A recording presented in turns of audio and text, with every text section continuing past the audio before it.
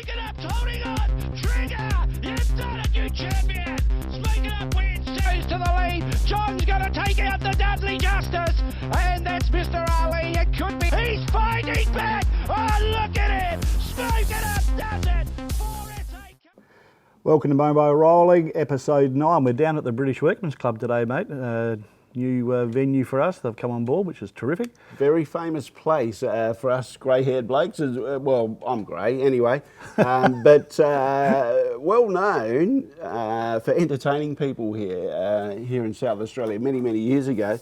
I've got to say, if you're a Liverpool fan, do you remember who used to sing that famous song for the Liverpool? Yes, I do. Who?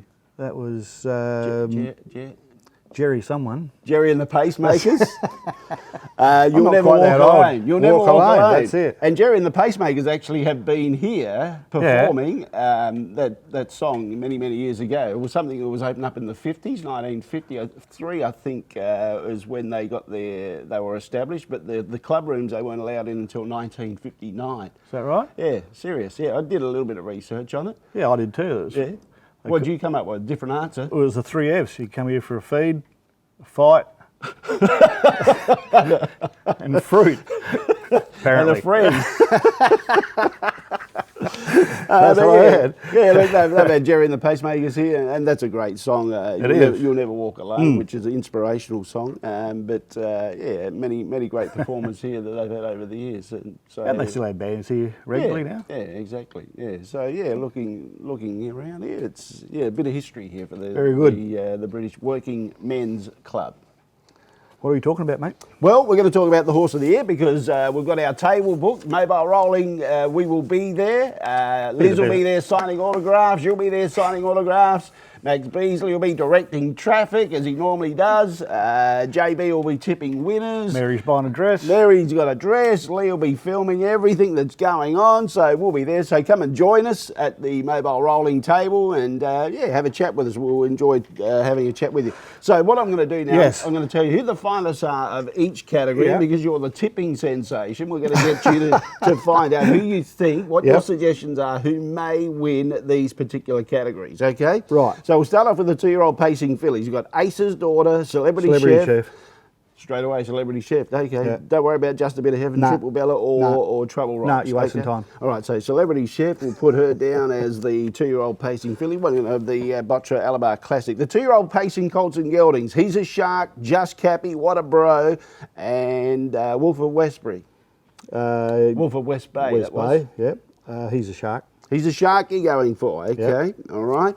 3-year-old pacing filly, Bubbles and Cheese, La Bella Rock, Macy Mac, Modern Zodiac, and She's a Shark. She's a Shark. She's a Shark you're going for, okay.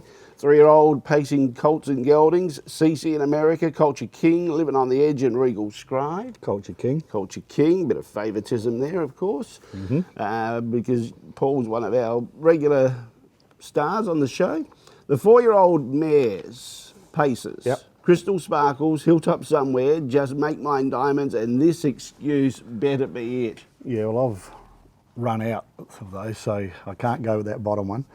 I'm hoping Hilltop Somewhere because, although she doesn't know it, the Baines can't be there, but Liz is going up to accept the trophy for Hilltop Somewhere if she wins. Oh, really? So I have to talk to her about that later, but yeah, she is. Yeah. So I'm going to go for Hilltop Somewhere, but I really do think Crystal Sparkles will win it. But so the heart hopes for Hilltop Somewhere, but the brain says Crystal Sparkles. Yep. Is that what you reckon? Yep. Okay. All right, the 4-year-old Entires and Geldings. Better Have Time, Blinding Light. Blinding Light, wasn't it? It's one of my favourites. Yeah. Bulletproof Boy, another one of your favourites, because you tipped it to win the Gawler Cup last season. Emain Macca and Saab Magic. Yeah, it's a good field. I'll go Bulletproof Boy. Seriously? Yep.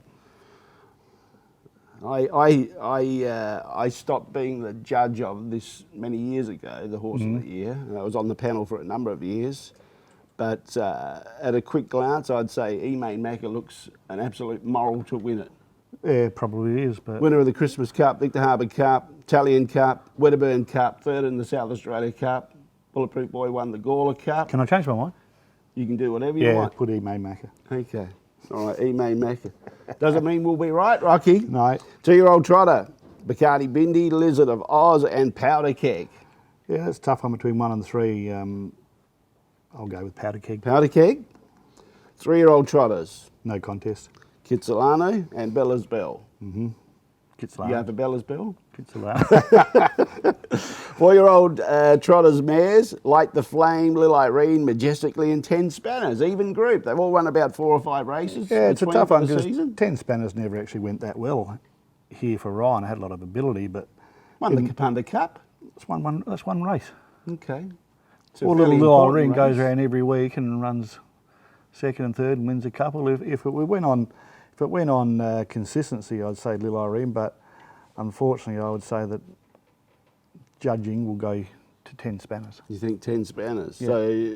So what do you want to say? I'm saying 10 Spanners because you want me to pick the winner. All right. And the 4-year-old trotters, Entice and Geldings, Cool Breeze, He's a Ladies' Man, King of the Roses, and the Page Boy. I'm going for King of the Roses. King of the Roses? Yep. Okay, all right. All right, so that's Rocky's selections. Now, that doesn't mean you'll be right or wrong if they match up or not, Rocky. That's just your thoughts who you That's think right. will win the particular categories. I don't mind being wrong, mate. First time for everything. Isn't it? I'm used to it. I'm used to it. Comes natural for me. One thing I wanted to talk about quickly, I Yes. suppose, or I don't know if I can talk about it quickly. All right. No, I think I'll do it at the end of the show. Okay. Because I know we've got our next break coming up, and, Yep. and then we'll have our very next special guest. So yeah, look, we'll come to a break, and we'll on our show today we've got obviously yourself and Jack Bashara for the tipping. Ross Right. Neale's here. Ryan Hryhorec. You caught up with Ryan Yeah, Hryhorec that at was Globe good. Derby earlier in the week. So yeah, that's some of our special guests. So we'll keep it a surprise who follows after the break. Just Wrecking Toyota, South Terrace Wingfield, for all your recycled and reconditioned parts. Our huge range covers almost every model in the vast Toyota stable. Proudly South Australian with over 25 years in the automotive recycling industry. So, if you want to save some serious money on anything Toyota, call us on 8359 4499 for fast and friendly service. Now it's welcome back to Mobile Rolling, and it's punters time. Jack Bashara, Jimmy. Rocky Butterworth, Who's winning? the King, Me. the King is in front. Muggins still at the tail end of the field. Well done, Rocky, you're doing well. Okay, let's have a look what's been happening. All right, now we'll start with Jack because we always do. After last week, after episode 7, 18 points plus $111. The straight out bet was a Rock and Roll King, no race. Yep. So no points, obviously, but that money then goes on to his other selection, which was Yep. Liberty TJ each way. So $20 each way, 6, no points. I've got to apologise. I did say 7th last week, so Did you? it was 1 out. Yeah. Okay. All right. So $40. Yeah, you did too, didn't you? Yeah, that's why. Because I looked at my sheet and I wrote down there was 7th, and I said, "Hang on, this is run 6th." That's why you said 7th. Yeah. Anyway, so after episode 8, Jack still on 18 points. Yep. But now only plus $71. When I say only, that's pretty good compared to mine. Rocky, after episode 7, 17 points plus $141. You like Fort Courage. You said it'd been trialling well. Spot on. Looked like it was going to win by the length of the straight, top of Yeah. the straight. Won by head, fell in. But Yep. first, Yep. $3.10 on the tote. So 3 points plus $42 profit to you with that bet. Matt Cruiser, tried to warn you, doesn't did. fire at Port Pirie. 8th, $10 each way, 0 points, minus $20 there. So after episode 8, Rocky's on 20 points, leader in points, and bank total after episode 8 is plus $163. Can't Leading write really, Jack. leading clearly in the money. He was the tipping sensation last season, and he warned us he was going to come over the top of us this season, and he's true to his word. far, so True to far. his word. Yeah. We're running out of time. There's only 3 more sessions, you know. well, that's enough. Okay, JJ, after episode 7, 11 points, minus $41. I had $20 that went on Grey Maverick. Couldn't quite get there second, so I got 2 points, but Should've minus won that race. $20. Had its chance. Yeah. He's a Shark, $10 each way. Knew he wasn't going to be each way odds, but he paid $1.60 and $1.30. 3 points plus $9 profit. So after So, episode let's 8, just back up. yeah, You had $10 each one, something paying $1.60. that's right. All right. That's I got 3 points. Yep. And I got $9 profit. Better than what my each way bet was 3 weeks ago. Can't escape that. That's No. true. No. So after episode 8, I am now on 16 points and minus $52. Right. All right, so that's where we're at, Jack. Yep. Let's get the wheels Let's rolling. get the wheels rolling. Let's take... Back to Globe Derby this Saturday. Yeah. Derby this Saturday You did night. predict that the inside was the place Yep. to be a couple of weeks ago. Yep. And just like to point out, the last 24 races, Yes. 18 leaders, and 4 of them were behind the leader. So it's telling you the rails is just Place to dynamite be, at the Jack. moment. It's hot. It's hot. Of So, course, all right. So we're going to find the leaders, but now what will eventually happen is that the track will consolidate, Yep. And you'll get drivers that will be extremely aggressive to find the front because of the bias. Yep. Yep. And then all of a sudden we'll get back markers coming home. But Yep. until that, we're going to rely on the front markers. Righto, so what Well, I number think- one's we going for, Jack? I think I've tipped one tonight, Saturday night as a special in the trot. I think the Page Boy will win the trot. The Page Boy's coming with big strides. He's all of a sudden only 4 metres from the leaders, and he keeps coming. And the Page Boy looms up on the outside, goes to the lead. Late God of Thunder, late majestically. Cool Breeze is still there, but the Page Boy beats Cool Breeze. Do you? His 2 runs in the Pacers races were excellent. Got checked in one of them, block wheels, previous second to Ulala Lady. Good time. I think he'll make his handicap up quick. Yep. And he'll be right there in the finish, and I think he'll win. So he's the $20 win He's bet. a win bet. He's the win bet, the Page Boy, right? And I think the each way is race 1, number 9, Smackwater Jack. He Okay. follows out a fast beginner, should get in the race. Went too late on Monday and had to make a lot of ground up, and he ran home very, very strong. I think, and from a bad barrier last Monday. Saturday night he should get a really good run through, and he's got some chance of being in the finish. Okay. So I think he's each way. All right, so the Sounds Page good, Jack. Boy, $20 to win. Race 1, number 9, Smackwater Jack, $10 Each each way way on him. Yep. Rocky, what have you come up with?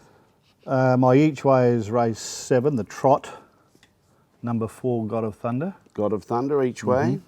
Working really well and ready to come back. And at the moment betting $8, which I think is way overs for God. So he'll be in the finish. Yep. Hopefully he'll find the fence before our Page Boy gets around Page Boy. the outside. So Yep. I'm going against Jack there and going for God of Thunder to just beat you, Yep. Jack. Not by Just much, but not beat by you. much, Yeah. no. And my straight out bet is race 6, number 6, Blinding Light. Oh, geez, you're loyal. Now Denny says go with Blinding Light. Off the track, 3 wide, starting to make ground. Out of them was Tez Cora, but he wobbled around the bend. Better have time kicked. Better have time in front. Blinding Light's coming back at him, but better have time. Beautifully rated out in front by Wayne Hill, and better have time first. Second, Blinding Light. That'll win from here to 2 Aren't wells, you mate. loyal? Eh? Win from here to 2 wells. Here to 2 wells. Yeah. That's a short distance. All Straight right. to the front. See you later. So God of Thunder each way and Yep. Blinding Light race 6, number 6 you said, $20 a win? Yep. Okay. All right. Well, I'm agreeing with Jack with the each way bet. I'm backing Smackwater Jack. I don't necessarily agree with you on Monday. I thought the horse was probably a little bit disappointing on Monday. But I think it goes better for Ken Rogers. I think Ken Rogers has got the answer to this horse, and I think we'll see a good run by Smackwater Jack. I like the run at Mildura when Jaden Yep. Ruin drove him. He got forced right off the track. But I just feel that I'm not sure if he's going quite as good. He's definitely not running home in the sectionals No. that he was when He's he had a few first runs started too. He's had a racing. few He's got a starts. lot of runs here. So whether he's going quite as good, but I'm going to stick with him each way. Yep. There's a lot of speed off the front. There's going to be plenty of action, I reckon, and it may help him. And another one that I thought could win Monday, which didn't, and I thought was disappointing. I'm going to stick with her because she's back to 1,800 metres, and that's Iraq Bell, race 2, number 10. Rack Bell's coming with her. Rack Bell's got the good speed up. She's starting to swoop now. Millwood Chloe's going with her. Iraq Bell hit the lead. Millwood Chloe coming at Iraq Bell, but Iraq Bell's got the kick. And Iraq Bell goes on to beat Millwood Chloe. She disappointed me Monday. Very I much, thought she went sensational the start before when she flashed home late. Ryan's driving at the stablemate, and Samantha Pascoe's got the drive on a rack bell. So I'm going to stick with her for my win bet, race 2, number 10. So that's my 2 bets. But as you know, I've got plenty of ground to make up. I've got nothing wrong with keeping on trying, mate. Half of Adelaide was on a rack bell. Yeah. Perfect 12 out of 10 drive. Yeah. Just didn't fire. Didn't fire at all, did she? No. Now, whether it was the track, I don't know. Oh, well, Pulled out the back straight, she went 3 wide. Your 2 scratchings made Millwood Chloe come in 2 barriers, straight work to the front and never stopped. Yeah, and there's probably a question there, has Millwood Chloe ever lost in front with Danny Hill and the sulky? Yeah. Probably not. Yeah. All right, so that's the betting side of things. We've got some ground to make up on Rocky, the superstar from last season. Oh, well, He's got his chest pumped up. He warned us, he told us it was the tortoise and the hare race. He's hit the front now. Yeah, but I've got to be fair. I'm up against a couple of maidens, so I'm not getting too carried away with myself. Maidens? He had to borrow money the other day. He didn't have enough on him. All right, that's it. No more joking around. That's it for the tipsters. We'll be back next week to give you some more information about who's leading and whether we have caught up to him as far as the betting is concerned. We'll go to a break and come back with our next session. See the boys down at Modry Battery Services. With over 40 years of experience in batteries, stocking the largest range in supercharged batteries with more power, longest life and battery warranty. So specialising in auto electrical and aircon regas and repairs. Welcome back to Mobile Rolling, and Rocky, we've got a very special guest, We Ross have, Neale. yep. Ross, welcome to the show. Thanks, Jim. Once Good to see you, again, CEO of Harness Racing SA. Ross, last time we spoke with you, which is earlier in this season, you mentioned about the governance of harness racing, how that was going to change because the government said, okay, we're going to give you such and such amount of money, which will be a continuing thing, but you've got to do a few changes. So tell us what process that's up to now. Am I right in saying that? You are, Jim. Yeah, so we're going through a governance change with respect to board members, where we HRSA has 6 board members, and historically 4 of those have been appointed independently, and the other 2, one by the club at Globe Derby and one by the Country Clubs Association. So the 2 club associations positions have been retrenched and replaced by independent board member positions. So those adverts are out there at the moment. They close off tomorrow, and after that those positions will be considered by a new body called the Directors Selection Panel, which is 3 members appointed by the government and 1 by the country clubs and 1 by Globe Derby. So they'll consider those, and then they'll make recommendations to the Minister and he'll sign those off. So effectively what we'll end up with is a board all independently appointed rather than just direct appointments from associations. Okay, so Harness Racing SA put out the advertisements, but then it goes to the panel that will then decide who is going to have the position. Yeah, the advertisements were put out by Sullivan Consulting, which is an independent group that we use. So as I say, they close tomorrow night, and after that, then those applications will be forwarded direct on to the panel, and they'll make the selections in due course, which they'll have to meet and consider them. So, all right. So, what do you think will be the changes that will eventuate once we get this new body of people that are going to be directing harness racing? Oh, I think really it just brings the directorship of HRSA, and bear in mind this is with the other 2 codes as well in South Australia, so everyone is in the same position. It just brings it with respect to contemporary practice with regards to how boards are composed, and that is primarily independent members that sit above the industry and make decisions for the betterment of the industry rather than maybe one particular sector group. Yeah, okay. Is there any particular qualifications or qualities in the applications that you need, Ross? Yeah, so at the moment the board is comprised of a member that has some experience in finance, one with marketing, one with business, and one with legal. So the 2 new positions, one will be someone with some harness racing experience, and that can be an owner or whatever, or a past owner or participant in the industry, and the other one is just an independent position. Right. So, I think it's fairly important that you do have someone from a harness racing background, so that when people want to make decisions, they can give them the little intricate details of what's required or what the participants might expect, I suppose, having knowledge. Absolutely. And the part with having a professional board members are that the members that we do have currently, certainly if there's something coming up that's of interest, they will invest in that and fully acquaint themselves with all the facts. Yeah. Okay. We move on to the NRS. It's a twofold question here as well. In What's your NRS? opinion- Now, come on, this show's National about rating. education. The National PD. rating system. All right, thank you, Rocky. A twofold question. One, turnover, and the other one, feedback from participants. And for the ones that have got some negativity about the NRS, can you give us a bit of feedback on why it's going okay in the eyes of HRSA, and what we need to keep putting up with for a while to make sure that we keep that turnover increasing, if that's the way that it's happening? Yeah, certainly, Rocky. So the rating system has been in for a few months now, and certainly was a huge change from what the industry has been used to over a long period of time. So whenever you introduce change, people become a little bit suspicious of change and don't necessarily accept it for what it is. The rating system is work in progress, and I think the industry nationally acknowledges that it is a work in progress. But we're starting to see some benefits of that, given that some of our income is through the tote, and also probably half of it is through from corporate bookmakers as well. So See, that's changed a lot in itself, hasn't it it? has. It used to be 100% tote, Yeah, and the corporate bookmakers are a significant player in the wagering landscape of Australia. They advertise a lot, and they've got a lot of customers.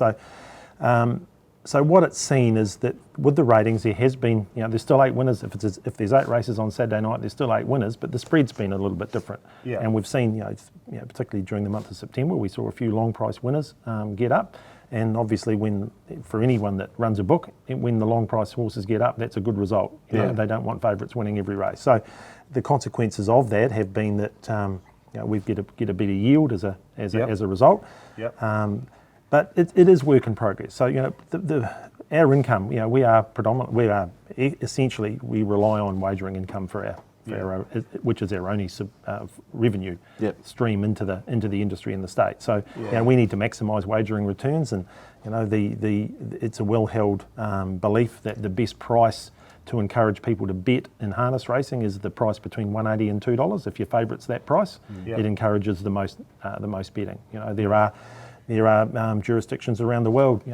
For example, the British Greyhounds. Certainly, when I was involved with some people over there a few years ago, the clubs run their meetings independently. But if the favourite started shorter than even money, then they were financially penalised as a consequence. Okay. So they needed to get their dogs, get that even price tag on them, and then people will engage. But $1.10, $1.20 doesn't encourage too many people to get involved. No, that's right.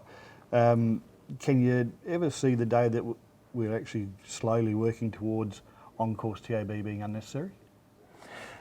It's certainly, I'm not saying it's unnecessary. I think the mode of betting on course is changing, and certainly our tote provider is aware of that. That you'll see most people now that are invested in the wagering business will bet on a phone or a tablet. They don't want to stand at a window, and there are various reasons for that. One of them is, I guess, ease and comfort of doing it. But secondly, you don't have to talk to anyone. It's a bit of a private thing, and you can do it in your own. You can do it in your own space, in your own time. So there will be that migration to a point where there'll be some encouragement from the powers above to say, well, it's a cost of running a meeting on course, a tote meeting on course. Let's migrate people across to their phones or their tablets or a self-serve machine. So it cuts the cost out of the on-course operator. For the club running the meeting on course, but the club does, but it provides efficiencies. Yeah, the self-serve machines are starting to grow everywhere worldwide now. Definitely. In regards to the national rating system, you believe that it's getting closer to what Harness Racing Australia wanted to happen? I think it's pretty close. I think it's pretty close. There are some, there are some people, there are some complaints. Probably the biggest one we hear is that 3-year-olds are being treated unfairly. I think there needs to be a bit of a rationalisation with that.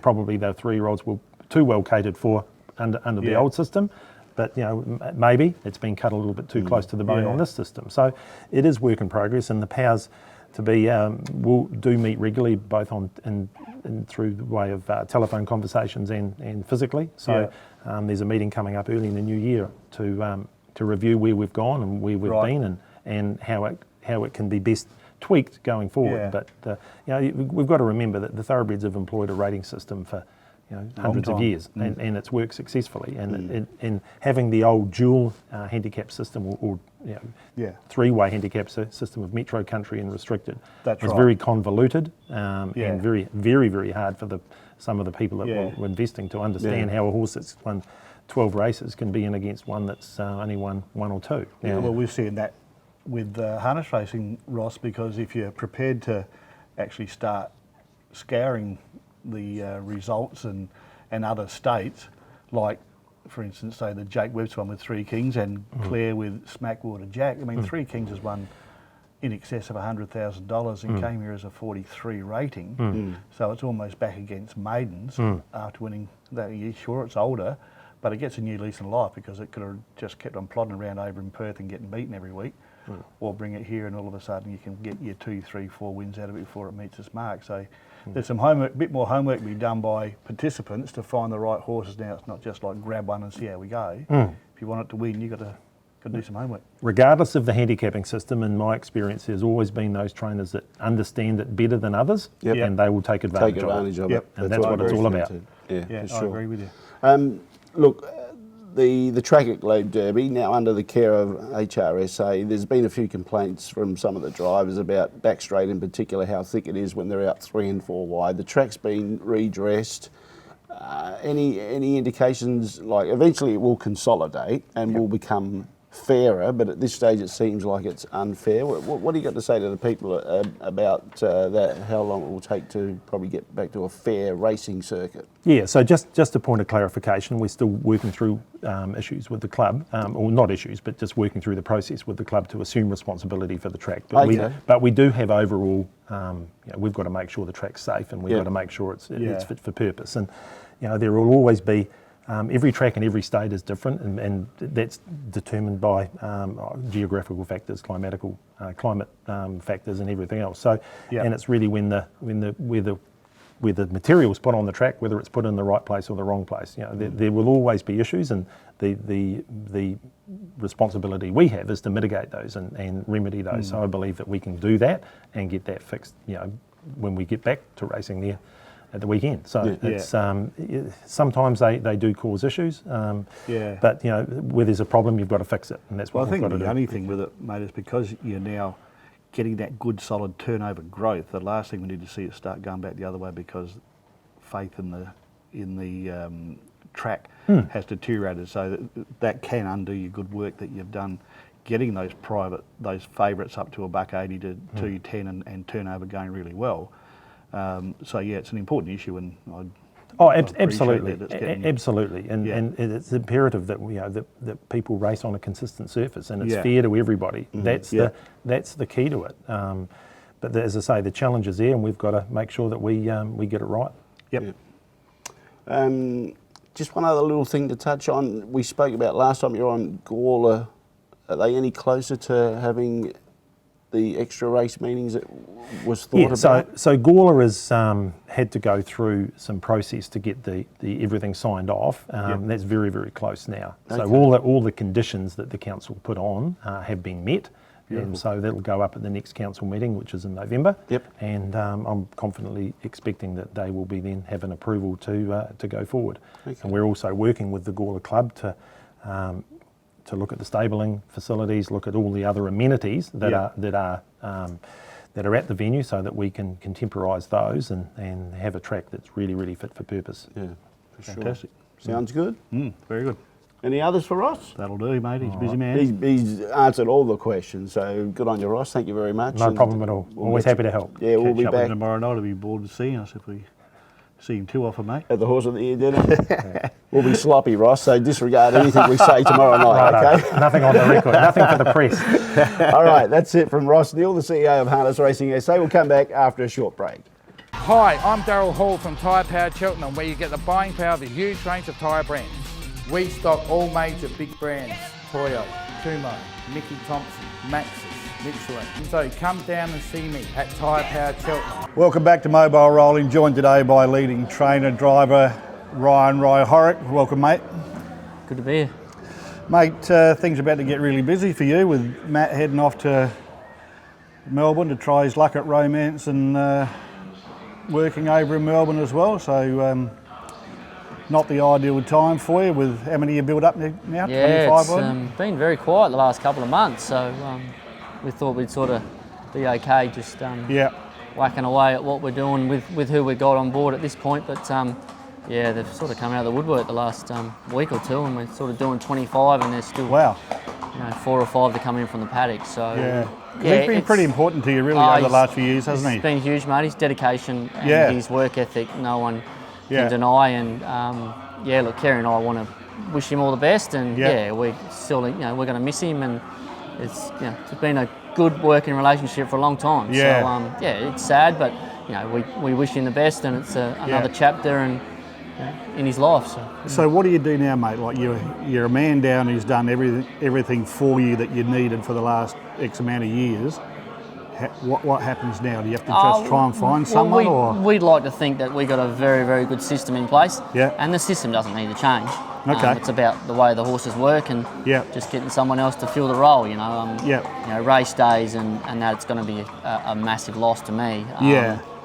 I'm not sure what I'll do. I might have to scale back on driving a bit because it's just going to be too hard. If I have 5 or 6 horses in, I need to concentrate on having the right gear on them rather than driving. So I used to focus on just driving where he knew everything that was on him, and that was a massissive asset there. So home and that won't change. But even that's a tough decision for you, mate, because you drive so bloody well that, it's fine to put Danny on, which you've done with Dark and Dapper. Can you...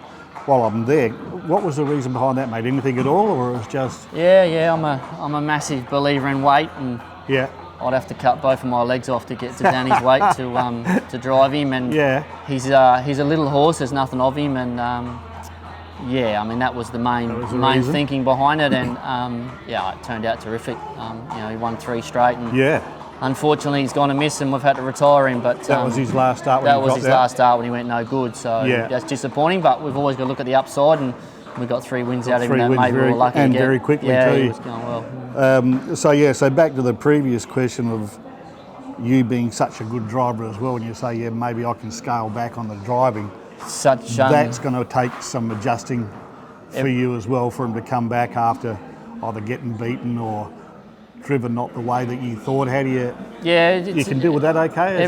No, I can't. I'm a terrible onlooker. But there's a lot of things. A lot of water going the bridge. A few decisions we need to make. The fine line is, like you said, okay, we'll cut back, and let's say we want we'll do 15, which will be a good number. But then a couple go by the wayside, and a couple aren't good enough, and as soon as you know it, you sort of haven't got enough in work to be paying workers and stuff like that. So it is a fine line. It is, mate. On it, with Aaron as well, you like to try and cut back to 15. That's a good number, but it doesn't always pay the bills to drop back to 15. So you go with your 22 to 25. And you can look at getting your 10 winners a month quite easily, can't you? Really? It's like I said, it's a fine line. It's a juggling act, and it's hard to find the perfect balance. And I don't think there is a perfect balance, to be honest, because it can change so much. We've just had one race now that's going to the paddock, so there's one going already. And who knows what will happen tomorrow? We thought Dark and Dapper would still be going, and he's retired. So it's a juggling act. Yeah. So the other part of that is, mate. You start at 25, you go down to 22, you've got a few babies to look after as well. So in racing, Nick, you've probably only got 12 at a time anyway, really, haven't you? It's a very interesting question, and like we're doing 25 at the minute, and I reckon we're probably only racing 5 or 6. So it's always, it ebbs and flows, and you're probably, in the way with sort of only having 2 meetings, it's really hard to have too many at the races at once. So sort of nice to try and get that flow where you've got 5 or 6 racing and the next one's coming up, and then when those ones get close to racing, the 5 or 6 at racing might need a break or have fallen over anyway. So that's right. And do you live by the same adage, mate, that if you knock one back they might not offer you another one? Is that it's hard. It's for instance, you might ring me up and say, look, I've got a horse, and I might look at it and go, oh geez, it's probably not good enough. Look, I'll pass it up, and then 3 weeks later or 4 weeks later or 2 months later, you might have had a baby that goes really, really good, and you said, well, you didn't want to take the last one, and Joe Blow took that one, I'll send it there. So it is a fine line, and it's a hard thing to say no to people. Yeah. And the way things have been travelling, mate, it's really hard to make a living, and there's not too many in your position where you are actually full-time. And I take my hat off to you, mate. I just love what you do. I love the way that you work so bloody hard with your horses. Do you ever wish you were a footballer, mate? No, I can't say that, and unfortunately I love it, and I truly don't roll out of bed at 5 every morning and go, I've got to go to work. I really, really enjoy it. Yeah. So, to the day. I mean, and otherwise we probably wouldn't do it. Yeah. There's the profit margin's not huge, and it's probably the only way we can do it. Yeah, well, as I said with Aaron, I'm the same. I know he gets out of bed at the same time as you. He works the horses, goes to work for 8 hours, comes home, does the feeds, does his worksheets. You've got to do exactly the same every day to make sure your horses are where you want them to be. And for people who think from other states that we just plod along over here, we work as hard as what they do interstate for a far less reward, and there's less margin for error for us because we need the winners. That's 100% correct, and the hard thing is getting paying owners, and we need paying owners to pay workers and that. And unfortunately, our costs are exactly the same as every other state. Yeah. That's the hard thing. Yeah, I remember someone sending one over, I think it was maybe to DK, and they said, oh, your monthly bill's a bit expensive, and the answer is, well, it costs us the same for feed and wages as what it costs you. So, no, 100%. We're the downside that the prize money's not there to justify charging less. Yeah, no, that's the reality of it for sure. Yeah. So you had that little lean spell for a while, which those are the times when you probably start to stress a little of how do I get back on my winning way here, and then all of a sudden it's just turned, and now you're back getting a couple of winners a week and things look like Ryan Hryhorec's going pretty well. But is it on your mind all the time, like how do I place this horse to get an earn out of it, or you just go to the track and... You'd like to think if you stick to your system that worked 6, 7, 8 months ago... Hold your nerve. And you don't change anything, well, you'd like to think maybe the quality of the horse has dropped off, or, if it's worked once, there's no reason why it shouldn't keep working. Yeah. It's a fine line to sort of upend everything and change too much. But it's hard, and I'm very hard on myself. You have a bad night, you go home and scratch your head and think why, and it's hard in regards to we only play with sort of average horses, don't spend a lot of money on them and try and get a result for them, so it is hard in that regard. Well, mate, I wish you every bit of success. I follow your stable closely all the time, and nothing better than seeing you get a winner or Aaron get a winner. To me, that's what it's about, that you work. I know the work that goes in from both camps, and particularly you, because you're a full-timer with nothing else to fall back on except training bloody winners. So, mate, I think it's fantastic and well done. Thanks, mate. Appreciate it. Good on you. Cheers, mate. Hi, my name is Peter Godric, Director of Cabinet Tech. We specialise in domestic general household cupboards. Commercially, Cabinet Tech has the ability to manufacture all detail types of work, including 2-pack paint finishes, solid timber, stonework, stainless steel, glass and upholstery. Please contact us on phone 8447 1400. And welcome back. It's time to close up. Jimmy, any more news that you need to bring up? I think fairly important news. I found out something yesterday, actually. Neale Thompson, who's been part of the Port Pirie Harness Racing Club, has decided to pull the pin. Wow. Yeah. He's been there a very long time. He has. He actually, at 17 years of age, he actually got on the committee of the Port Pirie Harness Racing Club. Gee. 22 years ago, he got the role that he's been having of late, which is the Port Pirie Harness Racing Club Secretary Manager.